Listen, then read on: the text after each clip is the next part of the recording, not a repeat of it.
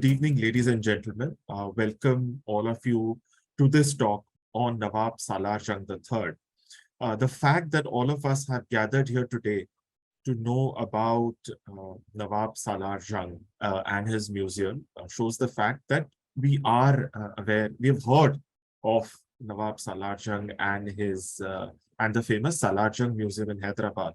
But the thing is, we have just heard his name and we have probably seen his museum. But, you know, one of my favorite lines is story behind the story. Behind each museum, behind each object is an incredible story, which sometimes, unfortunately, in India gets lost with time. People just talk about the, Nawab Saab the and museum and, what he's collected. But even the story behind it is extremely interesting. I'll share my screen. So you see the point behind this talk is to bring alive the story of the Salarjungs. Now, Sir Salarjung III did not have any children, so the family is officially extinguished. Except the Salarjung Museum, no trace of them survives. Their museum and the collection is the great legacy. But the fact is that after the Nizams, if there is one family which has had an effect on the history of Deccan, it has been the Salarjung family. What you see in this plate are the three generations of Salarjungs: Nawab Salarjung I, Nawab Salarjung II, and Nawab Salarjung III.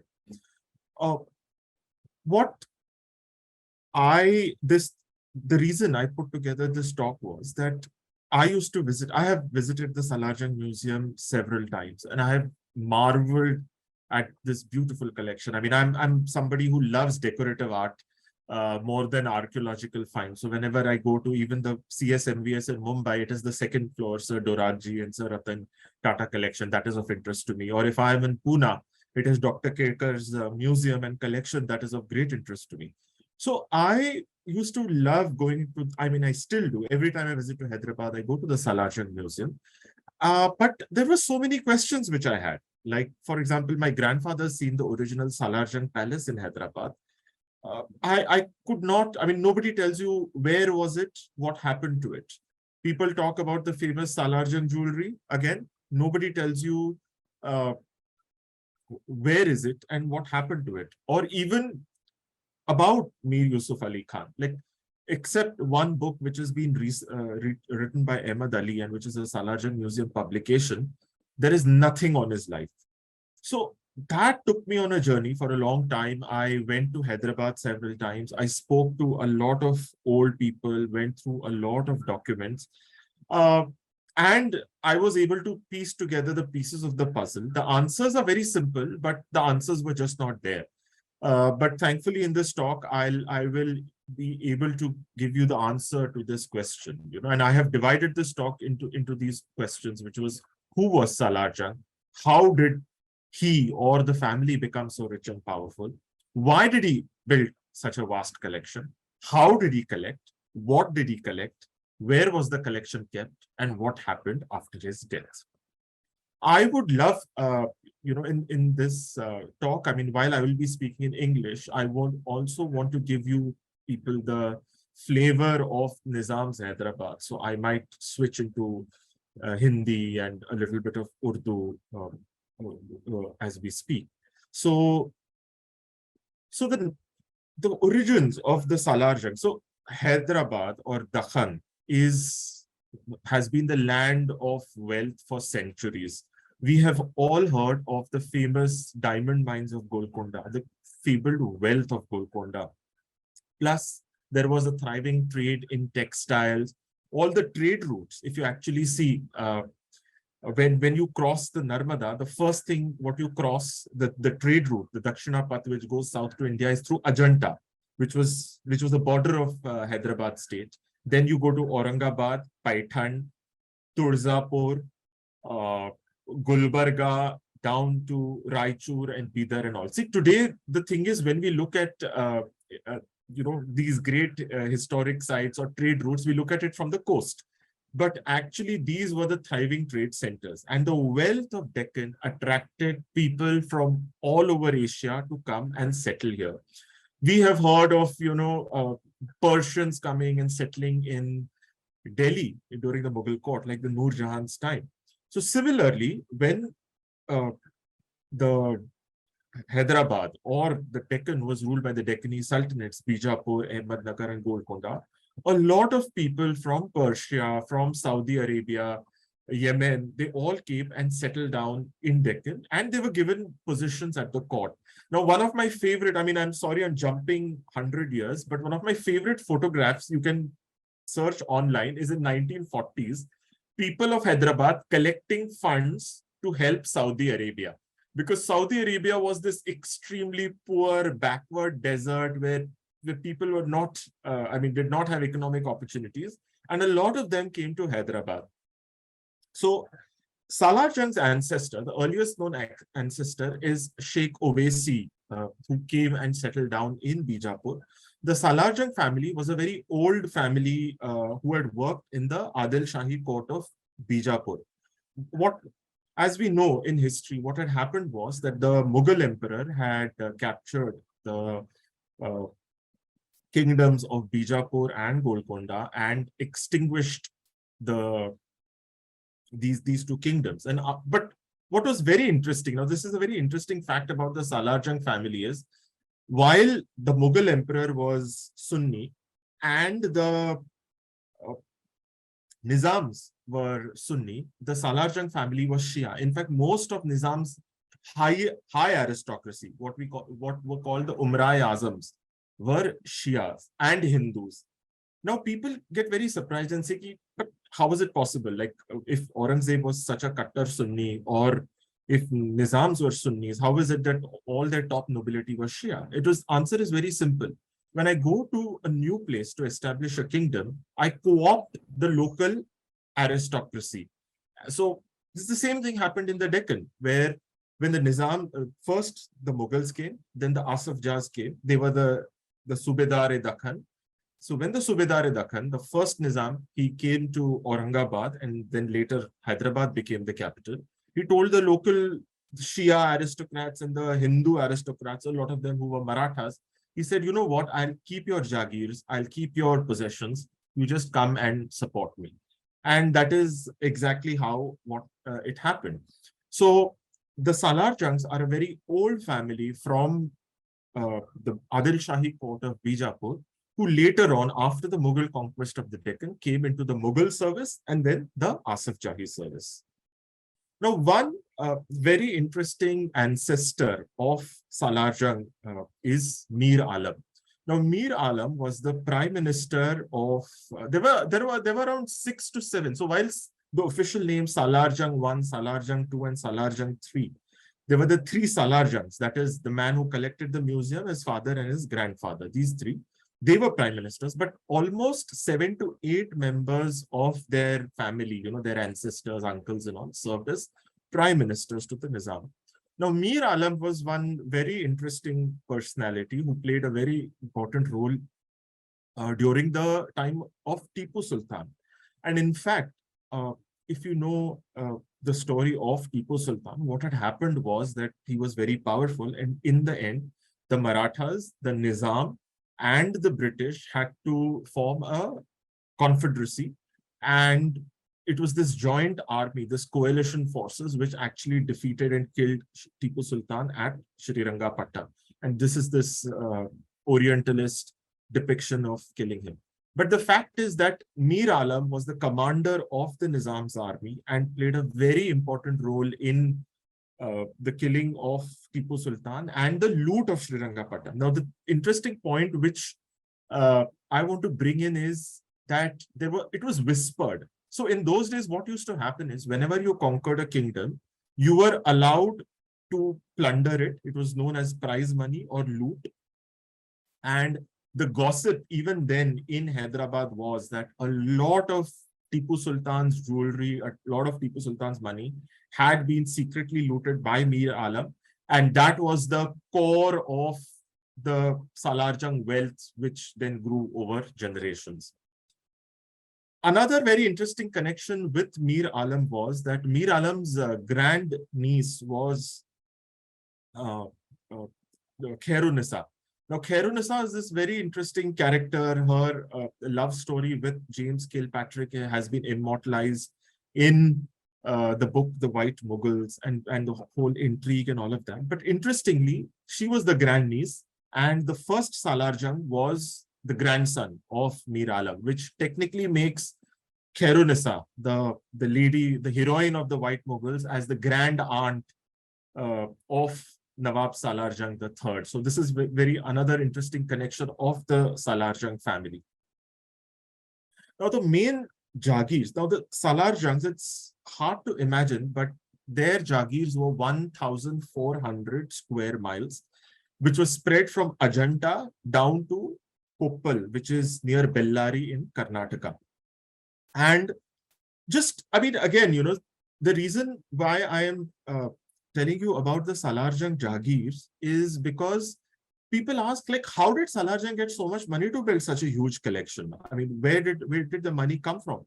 But to put things in perspective, the Jagirs of the Salarjung family were bigger than at least 50% of the princely states in India. I mean, this is just to give you a size. It was the Salarjung estate was almost 3 times as big as the princely state of Kapurthala. It was as big as Gondal, and it competed in revenue with some of the biggest princely states of India. I mean, their income rivaled like those of Patiala and of many big kingdoms. In the Nizam's Darbar, the Salarjung family had the second rank. So how the hierarchy in the Nizam was that there was the Nizam, then there were the Paiga families. You must have heard of the Falaknuma Palace and many palaces. So these were the Paigas. The three Paiga families, they were the what I like to call the Jamai families. So these 3 families were Sunni families. They were very close to the Nizam, and generally, you know, their daughters married the Nizam, or Nizam's daughters married these families. So they were what I call the 3 Jamai families. After that was what was known as the Umrai Azam. The Umrai Azams were the high nobility of Hyderabad. Hyderabad had a lot of Nawabs. If you go to the old city of Hyderabad, every second person you'll find, I mean, you'll find a lot of Nawabs there. But in terms of the nobility, you know, who had their own army, who had their own administration and all, there were 8 primary 8, the Umrai Azams, and then there were 15 other big families over there. They were known as Umrai Dakhan. Umra, again, people get confused between Umma and Umra. So Umra means a high noble. The Salarjungs had a very high status, and 2 of their main Jagirs was Ajanta and Koppal.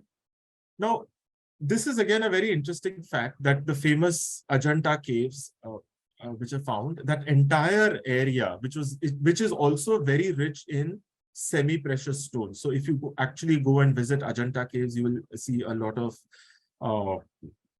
semi-precious stones which come from the Ajanta hills.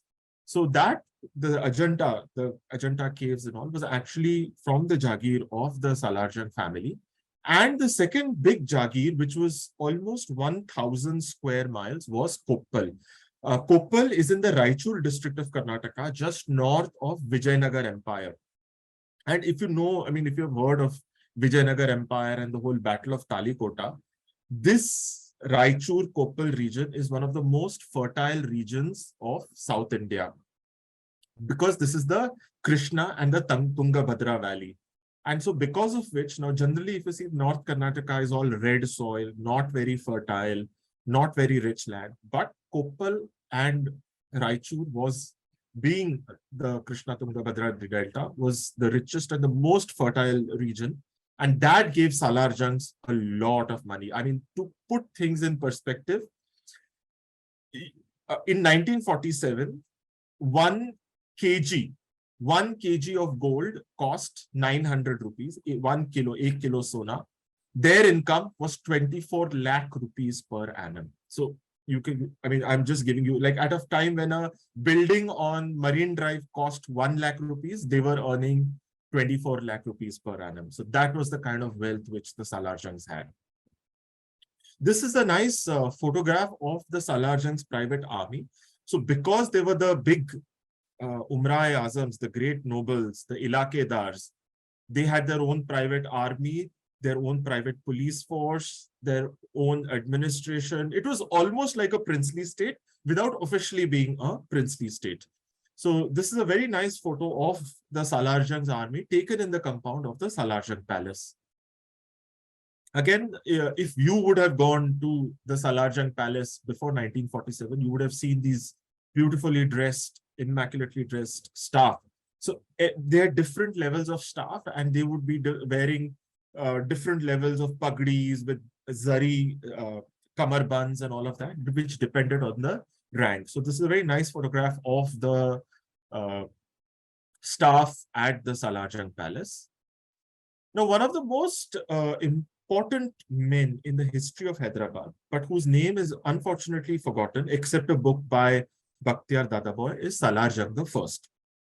Now, he is the one who made the name Salarjung famous across India in the 19th century. And as per so many British accounts, he is considered one of the most important Indians of the 19th century. This is Nawab Salarjung I, Mir Yusuf Ali Khan.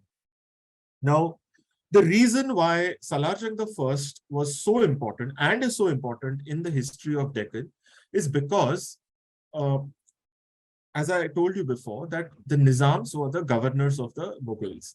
So when the first Nizam, Kamaruddin Khan, had come from Delhi and then he settled down in Hyderabad, he brought a Mughal system of administration. And literally, I mean, this is the actual word they used to use. It was Mughaliya Sarkar, Mughaliya. I mean, everything was Mughaliya. And we imagine Mughaliya to be very grand and, you know, something like out of Mughal-e-Azam. But it was a horrible system. It was a very archaic system where the administration was carried out in 1800s, was still being carried out like it was in the time of Akbar and all. The offices of administrators were hereditary. The revenue collection was through auction, literally through auction. There were no rights to property, no postal system, no administrative system.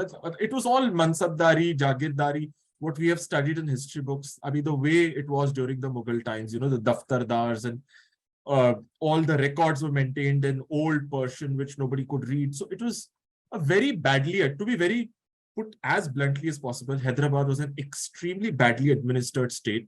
The people were miserable, and it was just exploitation all around. Now, it was Salarjung I who established this Mughal system of, who replaced the Mughal system of administration and established administration across modern lines. He built railways, he built a lot of progress, what you see in Hyderabad, which is incorrectly attributed to the Nizam. See, Nizam never actively participated in the administration. The administration was carried out by the Salarjungs and later by professional prime ministers. They would generally be mostly like, you know, what we have, the president and the prime minister. They were the heads. They would be doing darbars and farmans and all those kind of things. But the actual administration was always carried out by the prime minister. And Salarjung I was the grandfather of the man we are talking about, was the prime minister from 1853 to 1883 for 30 years. And he is the one who built the foundations of modern Hyderabad. Now, very funny fact about Salarjung Museum, okay? Whenever you go to the Salarjung Museum, you say biggest single man collection in the world, Mir Yusuf Ali Khan, and a lot of his name everywhere. But funnily, if you ask about, say, the 5 most popular attractions of the museum, out of those 5, I mean, it would be these 2 statues. That would be the famous mechanical clock, the Tipu Sultan's chair, and maybe one more object. But the fact is, these 2 most famous objects of the museum were not collected by Yusuf Ali Khan. It was collected by his grandfather. First, what you see is this very beautiful photo of this sculpture of veiled Rebecca. It was made by a very famous European artist. And it was collected by Salarjung I during his trip to Europe.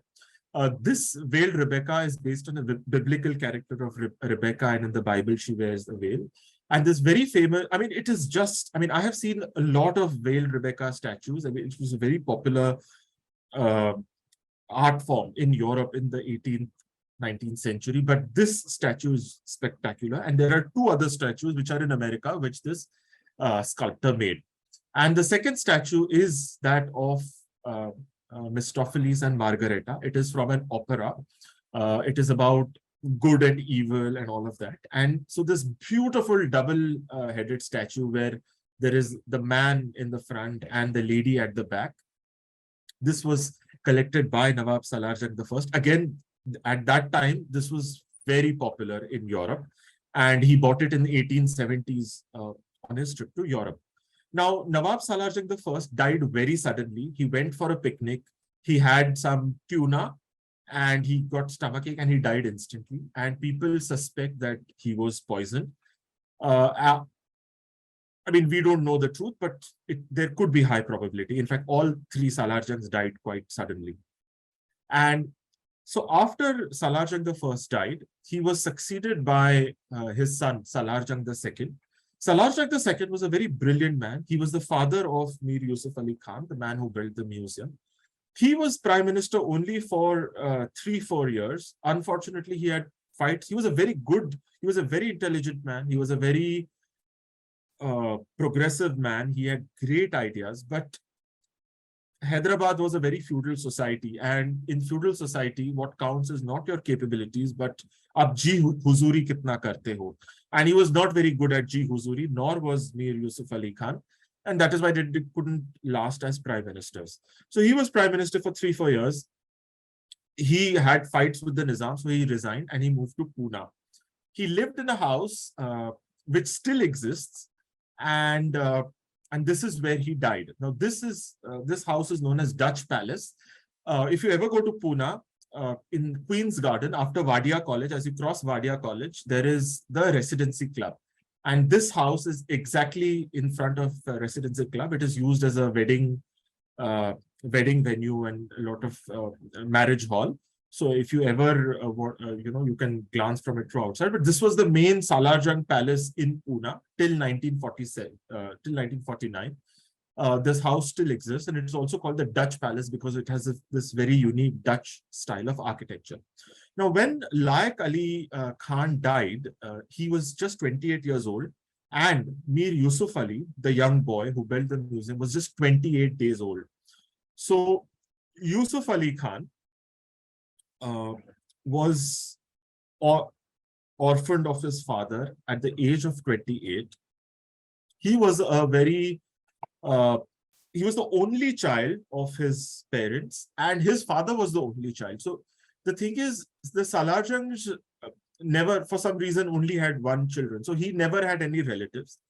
Thankfully for Mir Yusuf Ali Khan, his mother, Zainab Begum, was a very smart and intelligent lady. She also must have been, I mean, if his father was 28, 29, she must have been hardly a girl of 20. But she managed the affairs very well.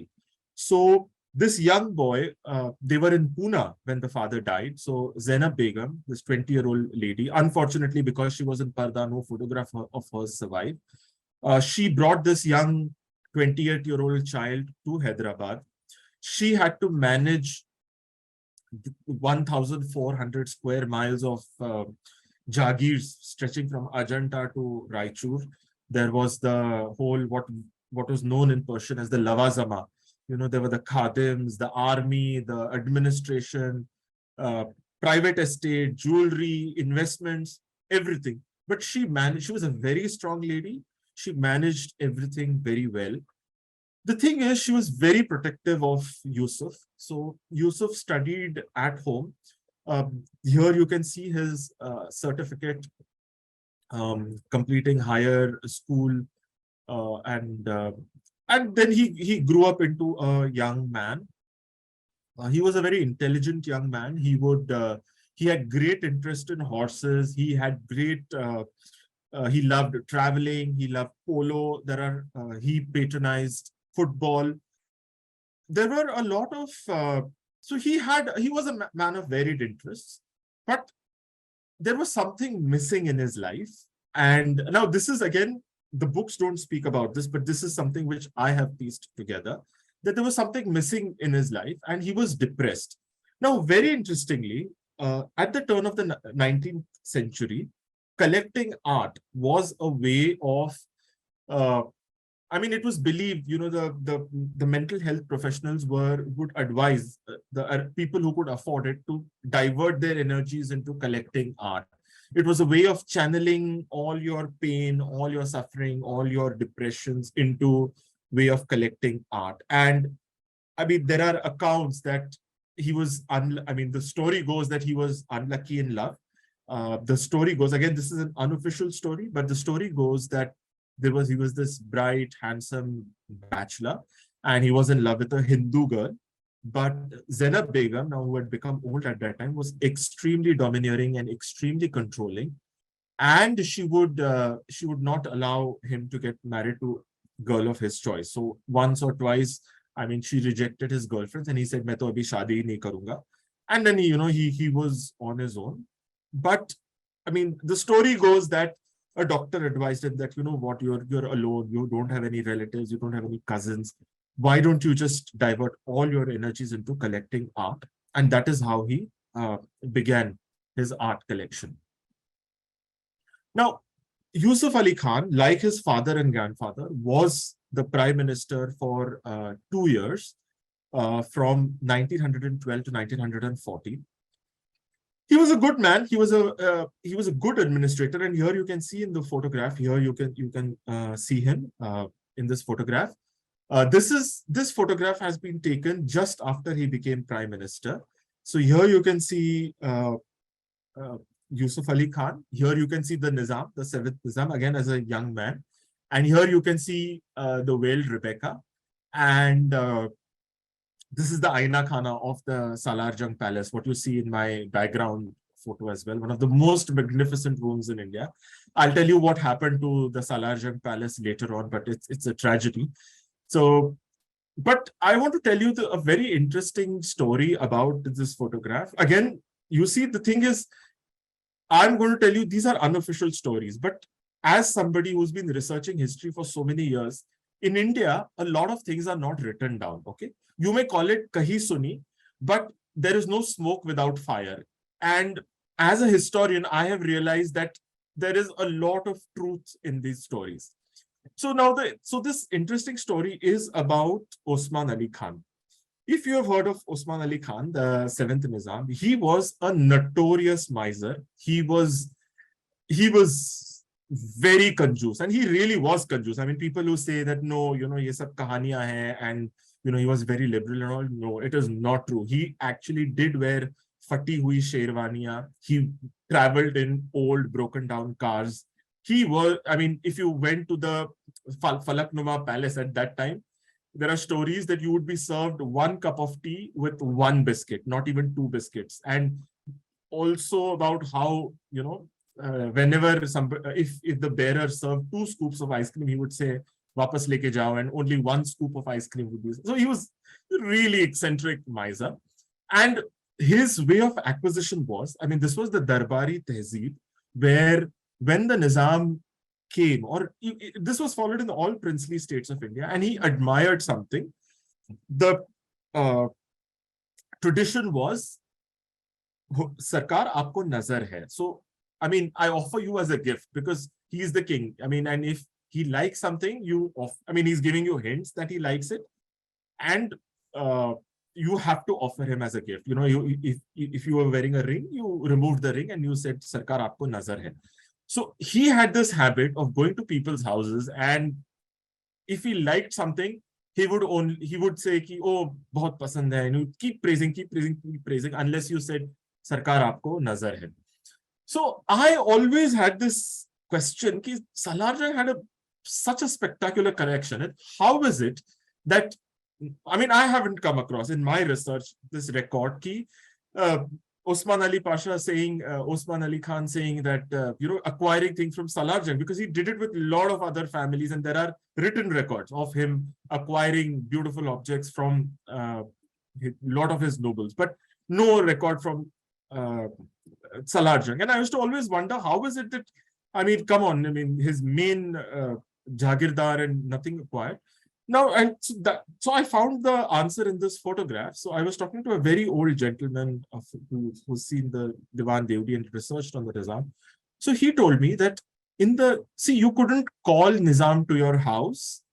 Nizam wouldn't just come and say, because it was an honor, a king is coming to your house. There was a lot of protocol, formality. You had to do all the Darbari adab. You had to give Nazrana and invite the Padshah Dakhan into your house, the ruler of Hyderabad. So there was a lot of formality. So Salarjung was very smart. So the only time the Nizam came to the Diwan Devdi was when he became prime minister, because when he became prime minister, he had to invite him to his house. But after that, the Nizam would, the Salarjung III would always avoid inviting the Nizam, saying, oh, I mean, I'm putting it in very modern words, but, oh, renovation chal raha hai. Oh, something. Oh, I'm just saying, oh, Sarkar, I will invite you. But he never invited. And there are no photographs of, except this one of Osman Ali Khan in the Diwan Devdi. So he always he never showed his collection to Osman Ali Khan. And the only time Osman Ali, after this reception, he came to the Diwan Devdi was after Sir Salarjung died in 1949 for the janaza and the funerary rituals, Sir Salarjung. Now, moving on, in his lifetime, he built this huge collection. And the reason people do not realize how big Salarjung collection is, okay? So the reason I've put this drone image is Salarjung Museum is the central wing, east wing, and west wing, okay? If you actually see the numbers, okay? So this entire museum on display, you see at the Salarjung Museum, is 15,000 objects, okay? While 15,000 objects are on display, there are 30,000. So whatever is there in the museum, double of that is in storage. So the museum multiplied by 3, and plus all of this is just 60% of the collection. There was 40% which was not even acquired. So the actual collection was much, I mean, at least 10 times of what you see in the museum today. What did he acquire? Now, Nawab Saab loved everything. So here, I mean, this is just a photograph which visually shows you what pieces were there. So these are, you can see European marble statues, you can see chandeliers, you can see old furniture. I mean, he just bought everything. Now, interestingly, if you see other museums of India, they are archaeological museums. Okay, they are rare pieces, they are one-of-a-kind pieces. What Nawab Saab bought was decorative art. Decorative art is, I mean, there are 100 pieces, but fine craftsmanship and things which you have in your house, statues and furniture and those kind of objects. So again, here, which you see, so he loved traveling. So he used to go to Paris, he used to go to Egypt and all. So this is the time, when the Tutankhamun's tomb was discovered and the whole world had gone Egypt mad. So he collected a lot of beautiful things from Egypt. And if you go to the Salarjung Museum, there are wooden replicas of the Tutankhamun's collection. So if you see here, you can see the throne of Tutankhamun here. You can see it's written.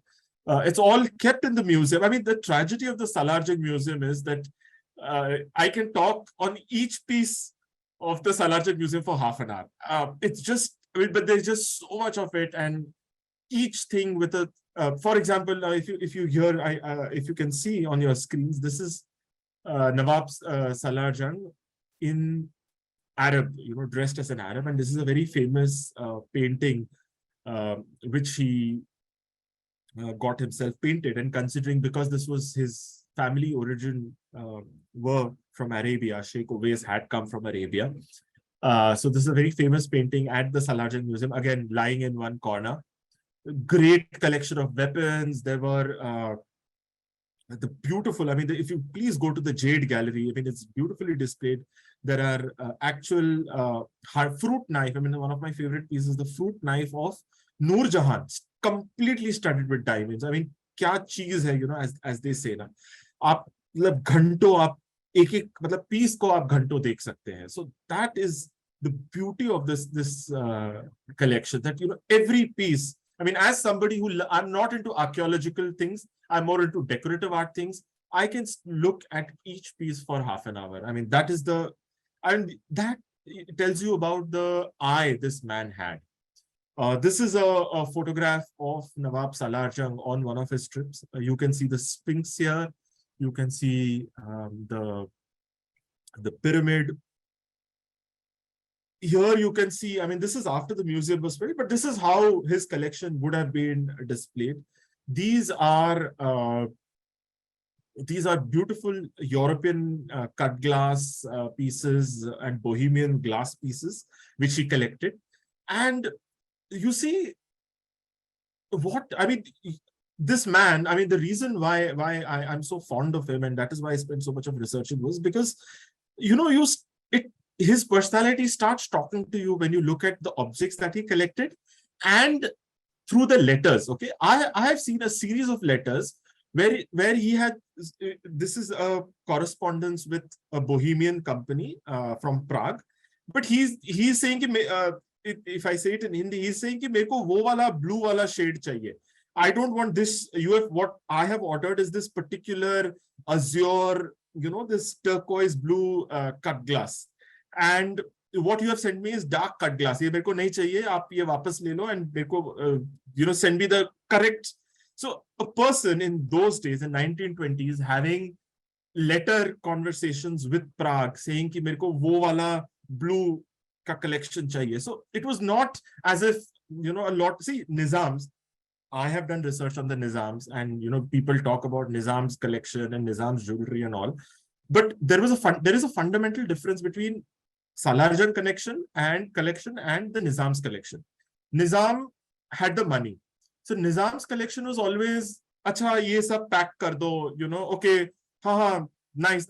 You know, it's what the billionaires of today do, you know. I mean, they don't personally go and look at each piece and all, bhijwa do, and, you know, the dealer will say, ये पुराना piece आया है, ये अच्छा है, ये ले लो, वो ले लो, डिज्नी का, अच्छा ठीक है, पैक कितने का है, and पैक करवा लो.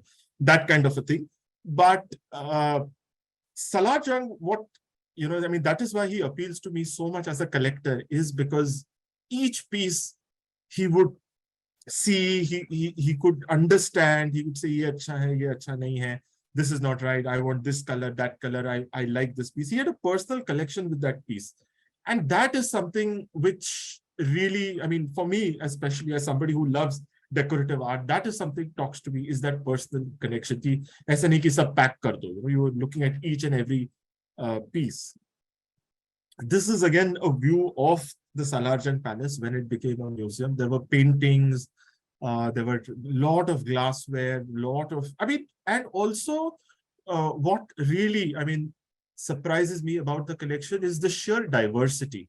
The sheer diversity is, he has Egyptian things, he has marble, he has French, he has, across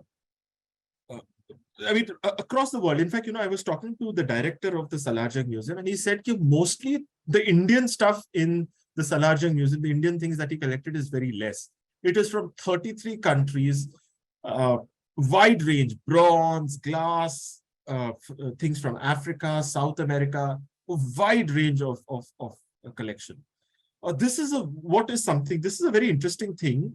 Again, a very old Hyderabadi thing. This is something known as a masnad. Now, in the Jagirdar families, and in fact, this tradition was followed across India, but I have seen now mostly prevalent in Hyderabad and in some places in Rajasthan, this is something known as masnad. Masnad, you did not have a throne that time, right? So this was a semi-throne. This would be made with absolute heavy zari. There would be more real pearls, precious stones studded with it. And you would sit on it, and your Jagirda, your people would, offer you Nazrana. Uh, in the Hindus, they would do puja, like what in Marathi we call aukshan. आपकी आरती उतारते थे या birthdays पे, special functions पे. Muslims में शादियों में ये मसनद अभी भी यूज होती है हैदराबाद में. अभी तो obviously you can not use real zari. I mean it's colored zari that is used. Even when a child recites the Quran for the first time, I mean, this masnad is being used. It's a very traditional Hyderabadi thing. So this is the masnad of the Salarjungs, which you can see at the museum.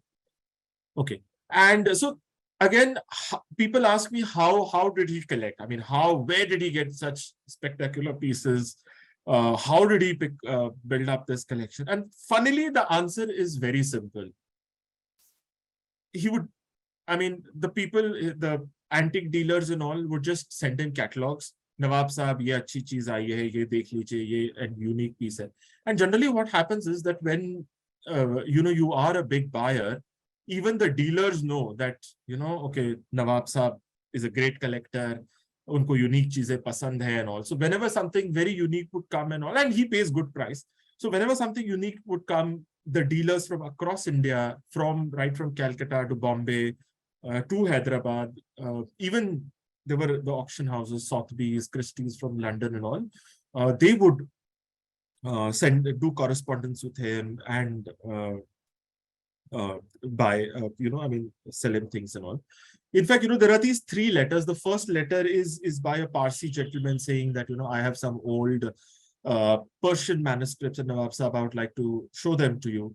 The second is somebody saying that he has some very good old swords which he wants to sell. And third is from Boucheron, the famous jewelry house Boucheron, offering some fine emeralds and carved jewelry to him, saying that. Now, one thing which, I really appreciate about, I mean, I'm not being moralistic or something like that, but princely India, as somebody who's researched on princely India and Hyderabad especially, Nawabs and Rajas were very shocking. They were, I mean, into women. Like the Nizam, Osman Ali Khan, had 128 concubines. Or it was considered a big thing. It was considered Nawabi Shauq, Tawaife Rakhna, Nach Gana, gambling, all those kind of things. It was a Nawabi Shauq. Hum to Nawab hai, It was in the social milieu. Then you have poets, uspe paise udana and all. In my research, see, Salarjung I, yes, he had concubines and he had courtesans, tawayafs and all. But Nawab Yusuf Ali Khan, he was not into concubines and, going, splurging money on women and Nach Gana and Sharab and Jua and all of that, which destroyed the families of Hyderabad. And that is why, if you see the affairs of the Salarjung estate, he was alone, but he had huge investments. Like he had investments in Tata Power those times, Tata Power, the Taj Hotel of Bombay, Air India. So when Air India was formed, he had shares in Air India. He had shares in, so he invested his money well, and whatever income came was his only shock in life was collecting art.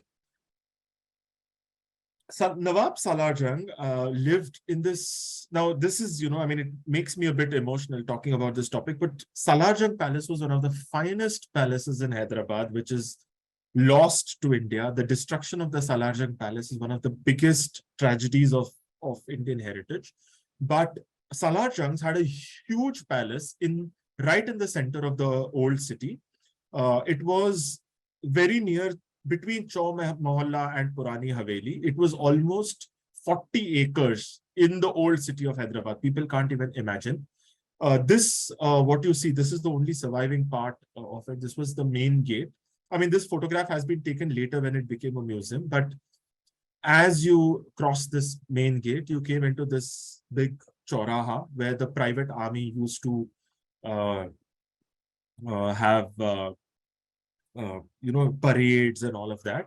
And this, what you see, was the beautiful Aina Khana, which was one of the most beautiful rooms in Hyderabad. This was a big reception hall called Aina Khana, where the rooms were, so the walls of the room were studded with Belgian mirrors, and there were chandeliers and crystal furniture. And it just gave such a spectacular effect. Now, unfortunately, we have black and white images, so which do not bring that image or glory to this building. We can't imagine how beautiful it was, but it was considered one of the most beautiful rooms in Hyderabad. And in front of that was the Chini Khana. Now, I'll show you what I mean by Chini Khana, or the Chinese room. Here you can see, so the Salarjungs had a private army of Arabs, which they were allowed to keep. And here you can see a parade of the private army of the Salarjungs in the Diwan Devdi.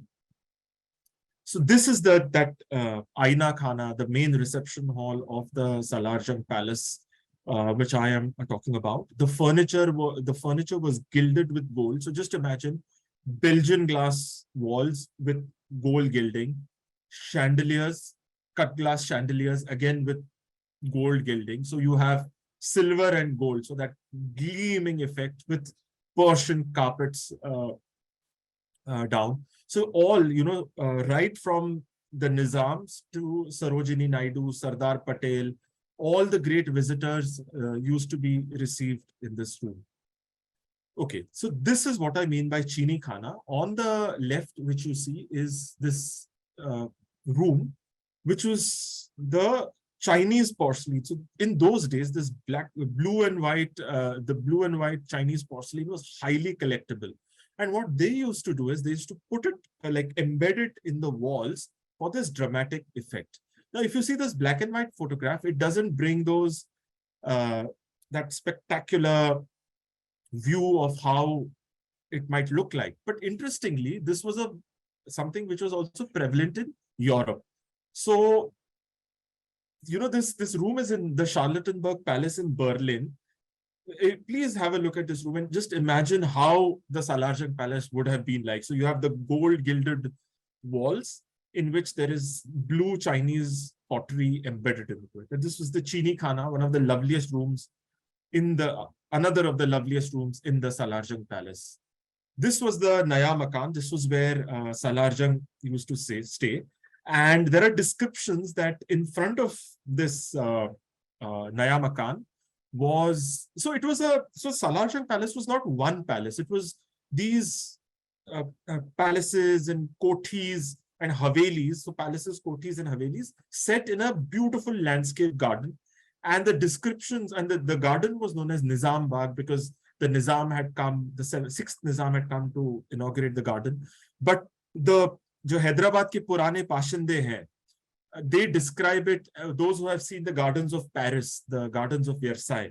So they compare it with the gardens of Versailles in Paris.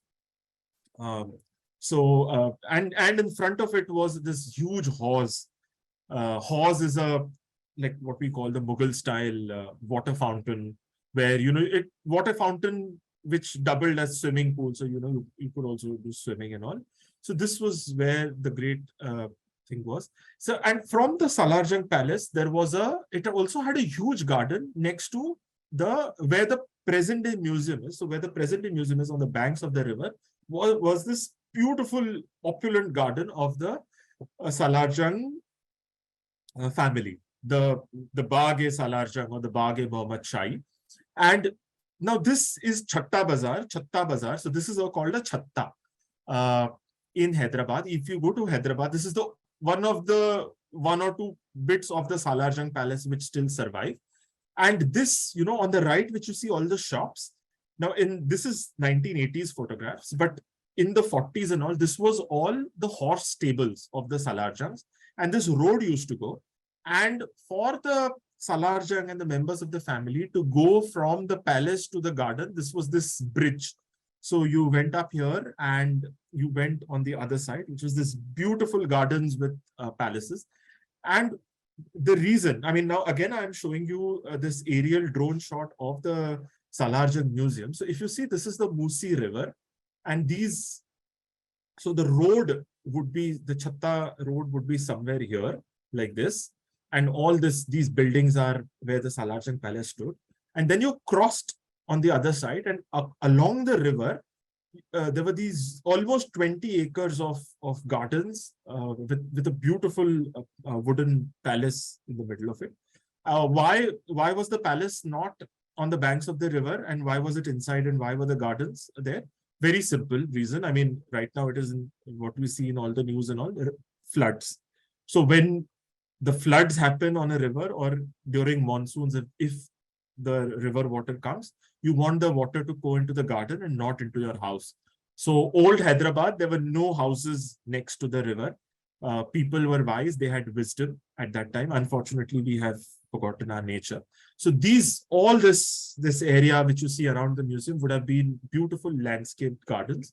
And in the middle of the garden, now this is again a second tragedy which I'm going to tell you about, was this big palace called Gulzar Mahal or Lakkad Court, or the Palace of Wood.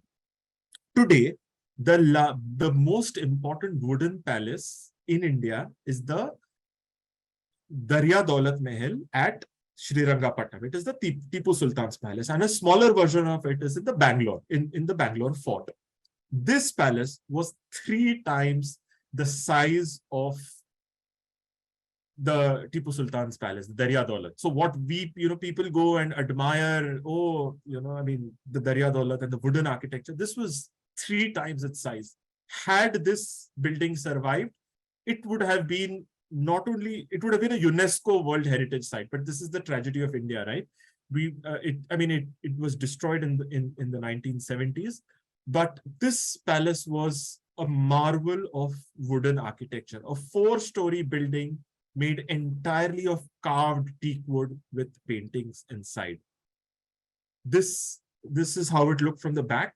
Behind it was a huge, again, a hawse, which doubled up as a swimming pool. So, if you wanted to go swimming or something like that, you went into the hawse.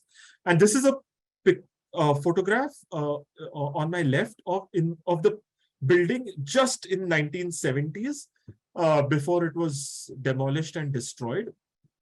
And you can see this construction and buildings coming up around it. And you can just see the scale of this building and the destruction of Lakkad Court. I mean, it is such a tragedy. I mean, it just tells you how much we have lost in this country.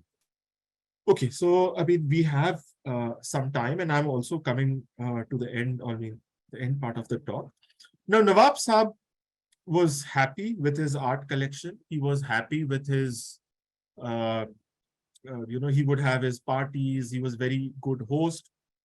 Nawab Salarjung was known to have one of the finest tables in Hyderabad. I mean, there is a book called something Yusufi, his chef has written. And I mean, he lived alone. I mean, one of the tragedies of his life was, I've seen some of his letters where he writes to the government saying that, I have no heirs. Mera zindagi mein koi nahi hai. So he was all alone. He had distant relatives and servants and all. He lived in massive palace alone with his only family, and his love was his art collection. But the world around him was changing. When India became independent in 1947, there was an attempt by the Nizam to declare independence. And you can see these are those Razakars. The Razakars fought with the Indian government, and finally Indian government had to attack Hyderabad. Now, interestingly, the main attack, if you actually see here, the southern side, this is the Salarjung Jagir, and this is the northern tip, which is Ajanta. That is the Salarjung Jagir. So he was caught in this situation. The world which he had known, he was old man, he was 59 years old at that time. The world around him was changing. The Indian army took over Hyderabad. And the first thing what the Indian army did was it took over all the Jagirs. All this had a very bad effect on him. He was 59, he was in failing health, and he was depressed. And I mean, that really affected his health. And what happened was that Nawab Saab, who was a heart patient, he had gone to meet Sardar Patel because Sardar Patel had gone to Hyderabad, and they were informed. I mean, he was informed that the Jagirs would be taken over. And I mean, his legacy, his family's legacy would be gone. So he was very stressed. So he was very disturbed. The story goes that he came back after a meeting with Sardar Patel. He came into the palace and suddenly he had a heart attack. He collapsed and he died instantly. This was 2nd March 1949. He was just 59 years old. So as soon as the news, what happened was, as soon as the news spread, I mean, there was no family member, nobody there, but his Parsi doctor was there with him. So as soon as the news spread across Hyderabad that Nawab Sahab had died, the Indian government, the first thing, now this is General Chaudhary, who is the head of the Indian Armed Forces, General J.N. Chaudhary, who had I mean, Hyderabad was under the military rule at that time because the civilian administration had not been set up. So the first thing the Indian government did was the army was sent and the Salarjung Palace and everything inside it was immediately sealed because they were afraid that, people, the servants and people will come and loot over it. So all his other Havelis and Kothis and all which he had across were also sealed. And then there was a big funerary procession. I mean, he was the last, as they say, the aristocrats of old Hyderabad. So the whole Hyderabad had come to say farewell to him. So then afterwards, what happened was, Nawab Sahab had died. He had left a huge estate worth crores of rupees. Who was going to inherit all of it? Now, okay. So one very interesting thing which I forgot, which I am going to mention is that when he died, now Salarjungs have this very strange connection with Tipu Sultan. As I told you that the roots of the wealth of the Salarjung family come from the Srirangapattam loot, what they looted after Tipu Sultan died. And there is this Tipu Sultan connection with Nawab Saab, Nawab Yusuf Ali Khan, that the last piece which he bought before he died were these ivory chairs of Tipu Sultan, which were made for Tipu Sultan. And these pieces were delivered, but he had not even opened them when he got the heart attack and he died. So it was in that original packing which it came. After that, what happened was there was a huge property dispute. There were 100 and, dur ke rishtedar, servants. Some people said we are the illegitimate children, bhai ke ladke. I mean, from everywhere. So there were 146 claimants to the Salarjung estate, and it was a mess. There was a court cases, counter court cases, and all of that. So finally, one of his closest relatives was Nawab Turab Yar Jang. Here you can see him just behind Jawaharlal Nehru. So Nawab Turab Yar Jang and Nawab Sajjad Yar Jang, they were the closest to him because they were related to him from his grandfather. So finally, what they told the Indian government was that you acquire a part because if the collection is distributed, it will all get, it will all go away. So I think the government should acquire the collection and the private properties, the shares in various companies, bungalows, kothis, investments, that can be distributed among the different heirs.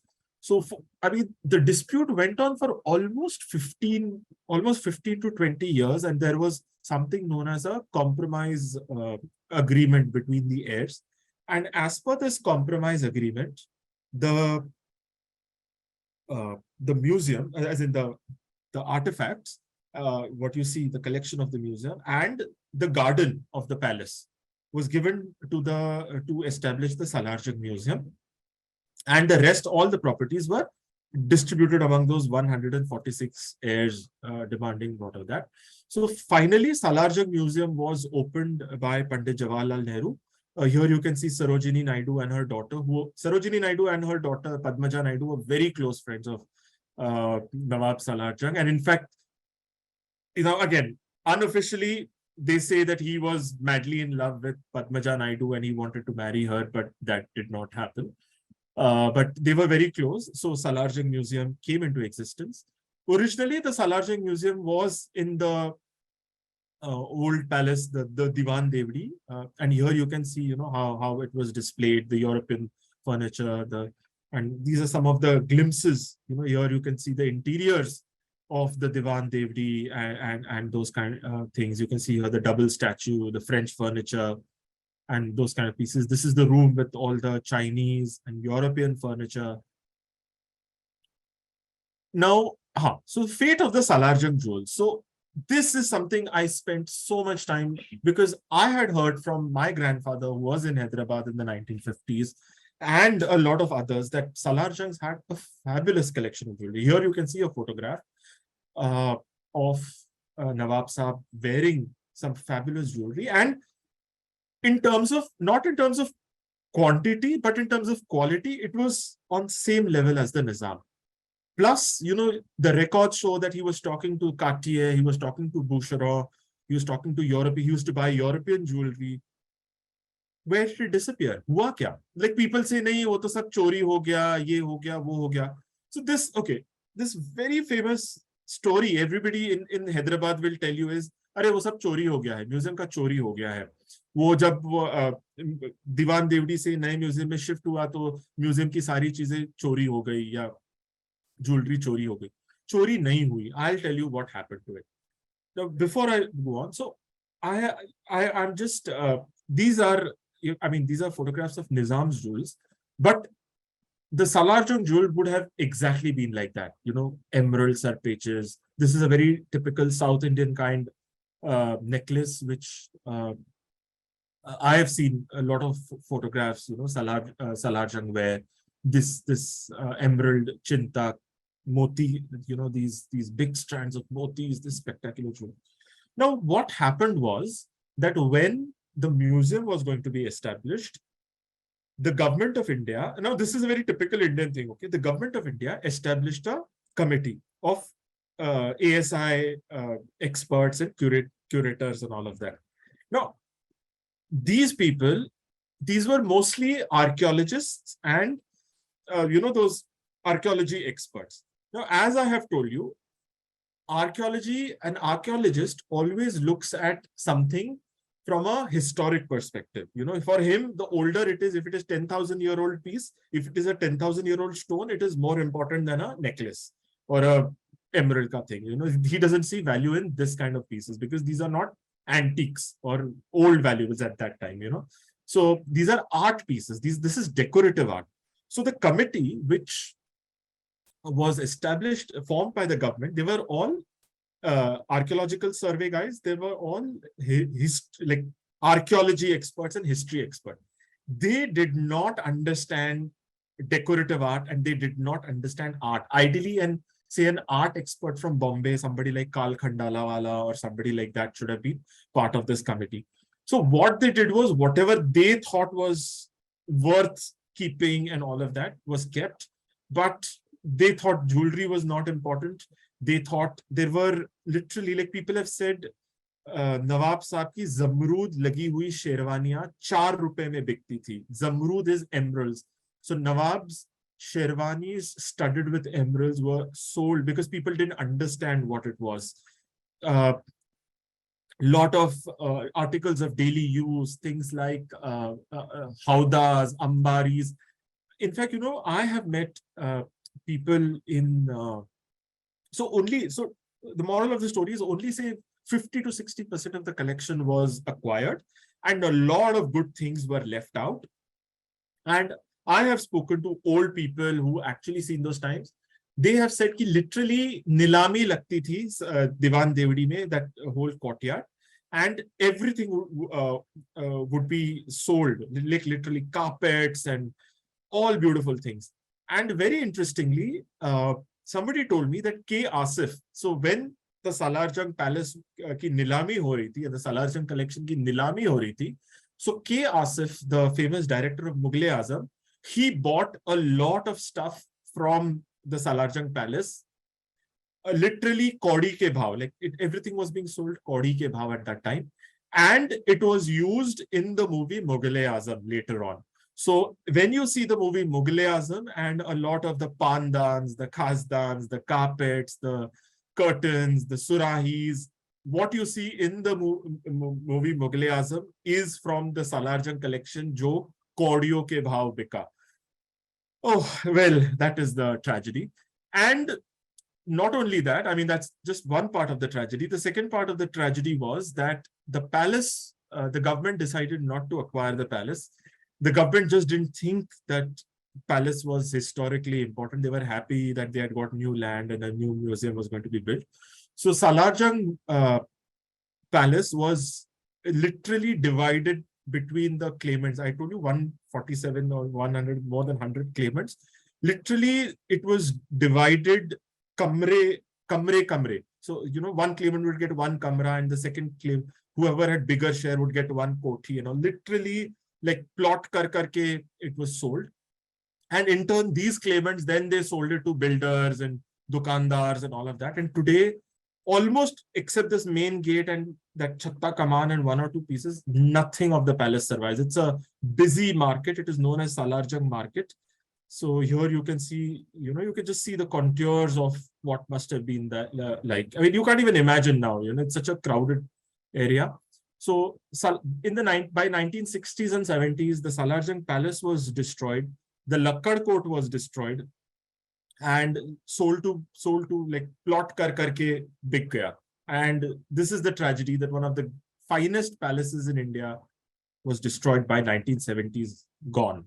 One very funny thing which survives is that when Salarjung I, that is Yusuf Ali Khan's grandfather, was the prime minister, and because the Salarjungs were prime ministers, the Kotwali of old Hyderabad used to be situated within the palace for administrative reasons, and in the backside of the palace where the kitchen garden was, the animals were and all. So Salarjung I had given his Murgi Khana to build the Kotwali, which was later used. Now it is just an abandoned building here. But even today, this building this is at the back of the Diwan Devdi, is still called Murgi Khana because once it was the Murgi Khana of the Salarjungs. It used to supply poultry to the Salarjung Palace. So, I mean, that is something which, you know, every time I go there and I see Murag Khana, Diwan Devdi, Murgi Khana, it always brings a smile to my face. And, you know, as they say, sabko to mitti mein hi milna hai. So this is Daira Mir Momin. This is one of the most preeminent Shia graveyards of old city of Hyderabad. And this is where Nawab Salarjung III is buried. And his father, grandfather, his mother, Zainab Begum, they are all buried here. Only good thing, I mean, his legacy continues in terms of his collection and all. And while Nawab Saab did not have family, one thing which I would like to give a shout out to is the staff at the Salarjung Museum.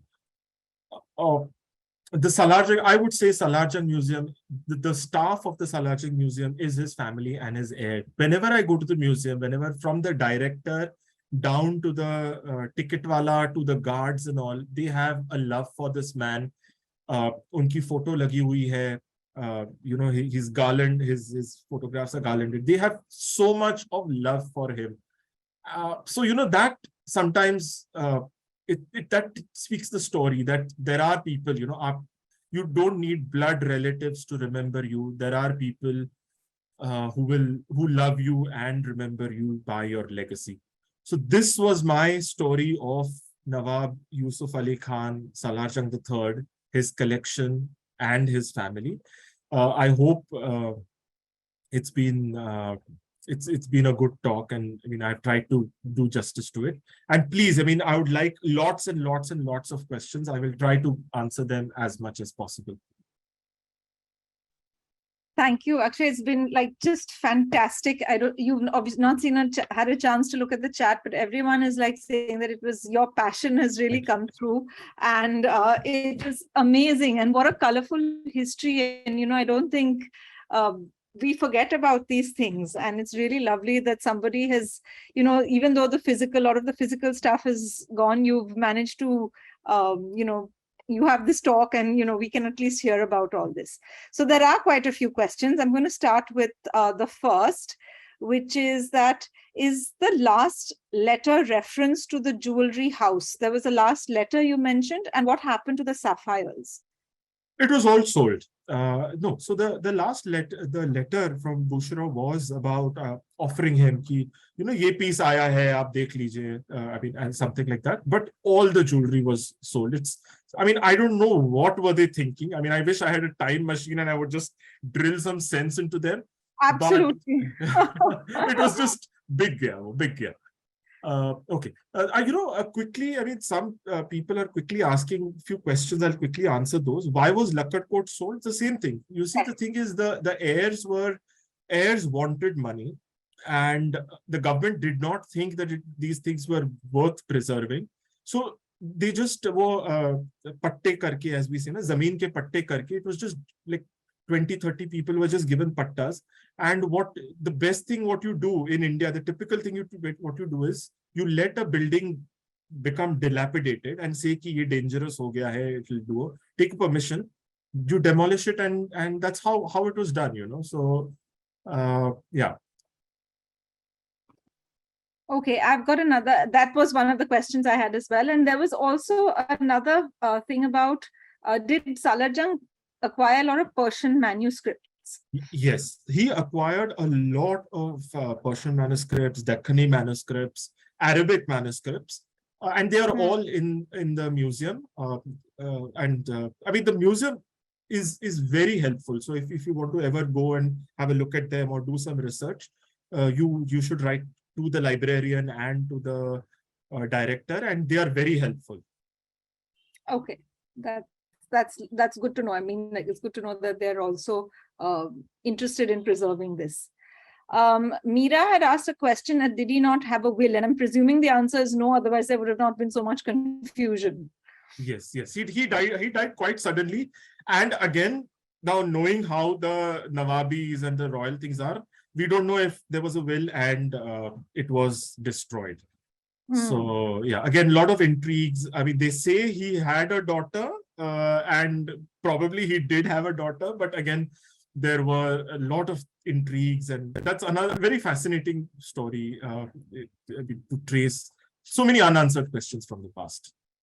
More research for you then, Akshay. Yes. Okay, there's also a question about, is there a book on the Salarjungs? Yes, there is a book, the only book on Salarjung, and it is being published by the museum. Before COVID, there was a shop in the museum where you could buy this book. But now I think you will have to go to the library and see if they have copies. But yes, there is a book with the museum. Okay. And what about maintenance of the resting places? Is that done privately, or is it? Yes, unfortunately, the museum, I mean, what generally I have seen, the resting place, because it's Daira Mir Momin, it's a common graveyard. Right. So it's a historic graveyard. I mean, even it's called Daira Mir Momin, just a snippet from history, because Mir Momin, the architect of Hyderabad, the man who built Charminar, is the one who is buried there. So it's a very historic graveyard, but it's kept okay. On his birth anniversary, and all the museum staff and the family members, they come, they put a chadar and all of that. It's okay. Okay. And would you have the name of that book, or is it? Yes, I'm going to show you if you see it on this. Okay. Okay, it's called The Salarjungs of Hyderabad by Ahmad Ali. Okay. It's a very nice book and a very rare book. So please, do get a copy for yourself. Thank you. And, there's just a lot of messages saying that how wonderful this talk was. And really, we were all just rooted to our chairs and listening, and your slides were amazing. So thank you so much. It was wonderful, and wonderful to see such passion. Thank you. Thank you so much. Thank you so much. Thank you. And I hope we'll see you again at Khaki some other time as well. Absolutely. Absolutely. Okay. Thank you, everyone, for staying till the end, and good night, and see you next week.